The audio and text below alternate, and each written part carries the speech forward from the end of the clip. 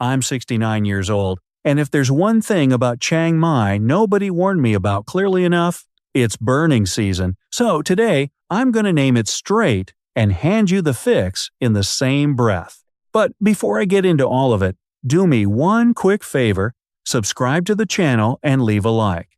It honestly makes my day, and it keeps us in touch out here. Alright, picture this with me. It's the second week of February. I step out onto my porch with my morning coffee, same as any other day, and I look out across the valley for the mountains I see every single morning. And they're gone. Just gone. A gray-brown haze has settled into the whole basin overnight, thick and low, like somebody poured smoke into a bowl and let it sit. The ridgeline I love, the one I plan my whole porch around, you couldn't have found it with a map. If you've ever stood somewhere and watched a whole mountain range just disappear, you know the feeling I'm talking about. It stops you cold for a second, and then there's the part you don't see. By day 2 of that smoke, I could feel it. A little tightness in the chest, a scratch in the throat when I took a deep breath.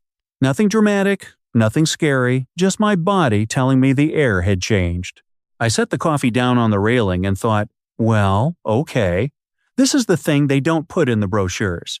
So let me tell you what's actually happening. Because once you understand it, half the worry goes away.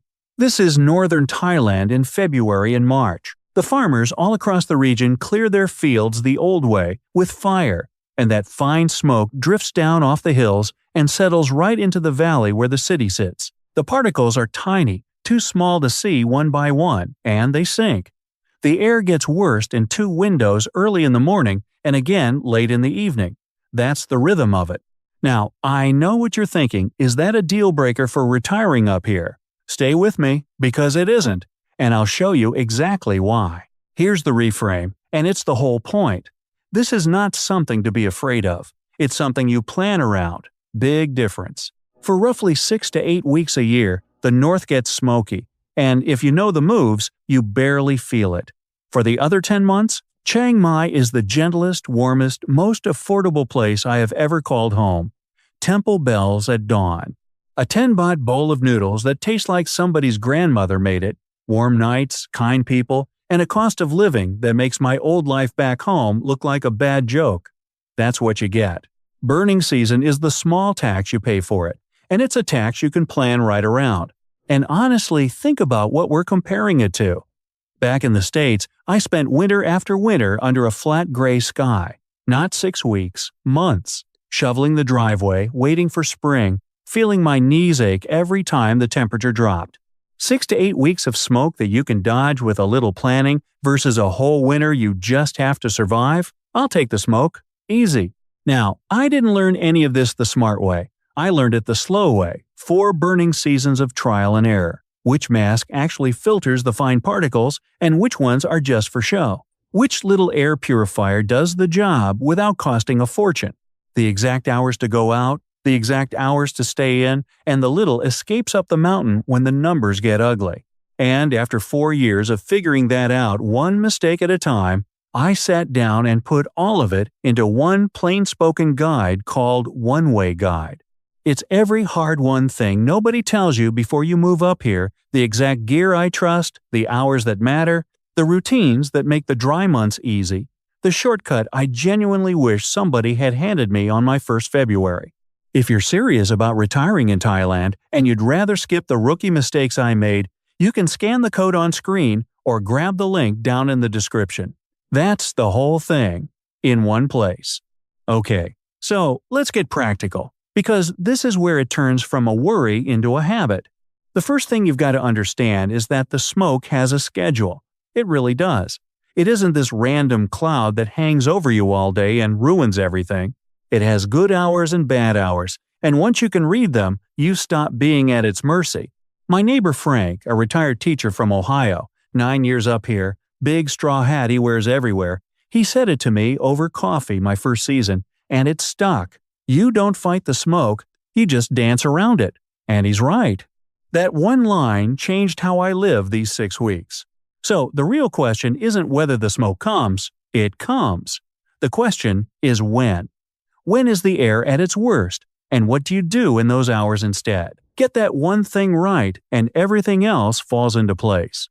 Get it wrong, and you'll spend your February feeling like day 2 on that porch, tight chest, scratchy throat, wondering if you made a mistake coming here. You didn't. You just need the timing. So, the first thing to understand is the rhythm and the worst hours are not random. Before 8 in the morning and after sunset, the cool air traps the smoke low in the valley. That's exactly when everything changes about how you spend your day. Before 8 in the morning and after sunset, that's when the cool air presses the smoke down into the valley and pins it there. So that's exactly when I stopped taking my long walks.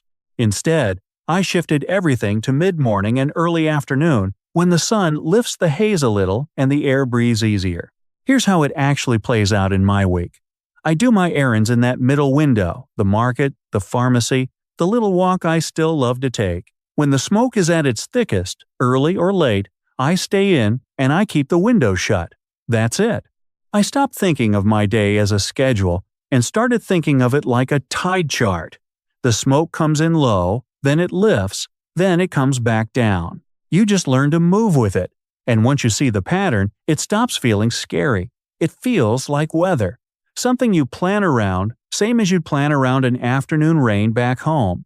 I didn't figure that out on my own, I'll be honest. My neighbor Frank taught me most of it. Frank's a retired teacher from Ohio, been in Chiang Mai 9 years now, and he's got that easy way about him that only comes from living somewhere long enough to stop worrying about it. We were sitting on his porch one February morning, 2 cups of coffee going cold between us, the mountains across the valley swallowed up in that gray-brown haze. And I asked him, straight, doesn't this get to you after 9 years? He just smiled and said, you don't fight the smoke, you just dance around it. That line stuck with me. Because that's the whole thing, right there. You're not going to out-tough the air. You just learn the steps. Alright, so the rhythm is fix number 1, and it costs you nothing but a little attention. Fix number 2 costs a few dollars, and it's where I see newcomers waste money without even knowing it. The mask. Quick honest question, do you already own a cloth mask you think would handle this? Keep it for the sun, because for fine particles it does almost nothing. And here's what actually works. Those fine particles from the field smoke are tiny, smaller than anything a bandana or a soft cloth mask can catch. They slip right through. What you actually want is a proper N95. That's the one that seals to your face and filters the small stuff, the stuff that gets down into your chest and gives you that scratch by day 2. And here's the part that surprised me, in a good way. A good box of N95 masks runs me about 300 baht. That's roughly $9. And one mask lasts me several days, so a box carries me through a big chunk of the season. Think about that. $9 is less than I'd pay for a single fancy coffee back in the States, one of those tall ones with the whipped cream I used to grab without blinking. $9 here buys me weeks of easy breathing. I keep a box right by the front door, and I hook one over the handle so I can't forget it. Before I ever step outside during those smoky weeks, it goes on. It's part of the routine now, quick as grabbing my keys. So that's the mask by the door. Cheap, simple, and it does real work. But I'll tell you straight, the mask is the sidekick in this story. It handles you when you're out in it. The real hero is something that works while you're asleep and not thinking about the smoke at all. Let me set the scene for you, because this is where I really felt the difference. It's dusk in Chiang Mai during the dry months. The night market's firing up, and you get that smell charcoal from the food stalls, mixed in with the field smoke drifting down from the hills. Somewhere off in the distance, a temple bell is ringing, slow and steady, the way it does every evening. It's beautiful, honestly. But it's also the exact hour the air sinks its worst. So I come home, I latch the bedroom window shut, one by one, and I flip on a little machine that sits quiet in the corner. It hums, soft, all night long. And inside that one room, while the smoke settles over the whole valley outside, the air is clean, cool, easy to breathe. I sleep in there like the season isn't even happening. I'll get to exactly what that machine costs and what it does in a minute, because it's the piece that changed everything for me, and I want to do it justice. Just hold on to it. Because first, I've got to be honest with you about the hard days. Most of burning season, the rhythm and the mask and the shut windows carry you through just fine. But there are a handful of days you'll see them coming on your phone in the morning when the numbers are just ugly. When the whole basin fills up like a bowl and staying in town, even doing everything right, isn't quite enough. On those days you feel it a little no matter what, and for a while, those were the days that got to me. I figured, well, you just ride those out indoors and wait. Turns out that's not true. There's one more move, and it's my favorite one of the whole set. If you're the type who'd rather have a Sunday plan than sit indoors, you're going to like this next part. Because when the air in the valley goes ugly, you don't have to just sit inside it. There's somewhere you can go, a short drive that lifts you clean out of the haze and hands you back a normal blue sky day. I do it most weekends when the numbers are bad. Windows down, cool air coming in, and within 20 minutes, it's like burning season doesn't exist. But the real hero of the whole setup isn't the mask by the door. It's a small machine that runs quiet all night in the bedroom, about 2,500 baht. And on the very worst days, there's one drive that lifts you clean above the valley haze altogether. Let me show you both. That small machine that runs quiet all night, it's a HEPA air purifier for the bedroom. Mine cost about 2,500 baht. Call it $70. And here's what those $70 actually buy you. During the smoky stretch, I keep the windows shut. I let that little machine hum away in the corner, scrubbing the room clean while I sleep. And in the morning, I wake up clear. No fog in the head, no scratch in the throat. Remember that tightness in my chest, the one I told you about, that showed up by day 2 of the haze, back when I first stepped onto this porch and the mountains had vanished behind a gray-brown wall? Gone. Completely gone. That's the whole point. The thing my body was warning me about on day 1, I don't feel it anymore, because I stopped breathing that smoke while I sleep. 8 hours of clean air a night changes everything about how the day feels. It sits right there on my bedside table, a little box with a soft glow, no louder than a fan. I've grown so used to it, I miss it when I travel. That's the hero of the whole setup. Not fancy, not expensive. Just $70 doing quiet, steady work while I dream. Now, some mornings the numbers on my phone are just plain ugly. The valley fills up, the air sits heavy, and no mask in the world makes a walk down my street feel good. On those days, I've got one more trick. I get in the truck and I drive up, 20 minutes toward Mae Rim, up into the hills north of town, and something wonderful happens. You climb right up out of it. The haze pools down low in the basin, see, trapped by the cool air. But get a little elevation under you and you rise clean above the worst of it. The hills open up green. You can see the sky again. I roll the window down and take a breath that doesn't cost me anything. That's my Sunday trick when the readings are bad. Pack a thermos, drive 20 minutes up toward Mae Rim, find a little spot with a view, and let the lungs remember what clean air tastes like. Some of my best mornings of the whole dry season happen up on that mountain road, looking back down at the smoke I just drove out of. You don't have to sit in it, you just have to know which way is up. So, let me pull the whole thing together for you now, plain and simple. Every single morning through the dry months, I do the same little routine. I pour my coffee, I pick up my phone and check the air quality, takes about 10 seconds. Right then, looking at that number, I decide my outdoor hours for the day. Good number, I go for my walk. Ugly number, I stay in or I drive up the hill. I make sure the purifier's running in its spot in the bedroom, and I set my N95 mask right by the front door, so I never step out without it during the bad weeks. That's it. Check the phone, decide the hours, purifier on, mask by the door. 2 minutes. That's the whole thing. Could you give burning season 2 minutes a morning for 10 months of paradise? Of course you could. Anybody could. It's shorter than waiting for the coffee to brew. And here's where I want you to do the math with me right now. Add it up. The N95 masks, about 300 baht for a good box, roughly $9, and they last me for days.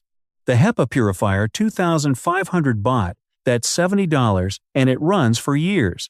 Put those together, and you're sitting at under $100. Under $100 once, and a habit shorter than brushing your teeth. That's the whole defense. That's the answer to the thing that scared you off. You don't grit your teeth and tough burning season out. You don't suffer through it hoping it passes. For under $100 in gear and a 2-minute morning habit, you sail right through it. That's the fix. That's the do this instead I promised you back at the start. It really is that small. Now, let me be straight with you, the way a good friend would be. I'm not going to pretend the smoke isn't real. It is. February and March, the farmers clear their fields, the haze settles into the valley, and for about 6 to 8 weeks, the air up here needs respecting. I won't sugarcoat that, but 6 to 8 weeks, that's it. That's the whole hard part of the year. And the other 10 months? The other 10 months are the reason I came and the reason I stayed. Chiang Mai is the gentlest, warmest, most affordable place I have ever called home. Cool green mornings, temple bells drifting up the hill, a whole life that cost me a fraction of what it did back in the States. 10 months of that, against 6 weeks you plan around with a mask and a little box that hums. I've done it 4 burning seasons now. 4. And every single one, that 2-minute habit carried me right through without a fight. Let me leave you with a picture. It's early March, one of those mornings when the season's finally starting to loosen its grip. I step out onto the porch with my coffee, same as always, the mask sitting by the door where I left it last night. I can just hear the purifier still humming softly through the bedroom window behind me. And out across the valley, the mountains are coming back. That gray-brown wall that swallowed them a few weeks ago is thinning out, and the ridgelines are pushing through again, faint at first, then clear. My neighbor Frank, the retired teacher from Ohio, he had it exactly right over coffee that first year. You don't fight the smoke, you dance around it. And after 4 seasons, I can tell you the dance is easy once you know the steps. So here's your arithmetic to carry with you. Under $100 in gear, 2 minutes a morning. 6 to 8 weeks of paying attention in exchange for 10 months of the good, warm, easy life. That's the price of admission to a Chiang Mai retirement, and honestly, it's a bargain. This isn't some hurdle too big to clear. It's a small assignment you handle over a cup of coffee, and then you get on with enjoying your days. If you've been sitting back home wondering whether you could handle the practical side of a move like this is your answer. You can. It's within reach. The mountains come back every year, right on schedule, and there's a chair on a porch out here with your name on it, waiting for you to come sit and watch them do it.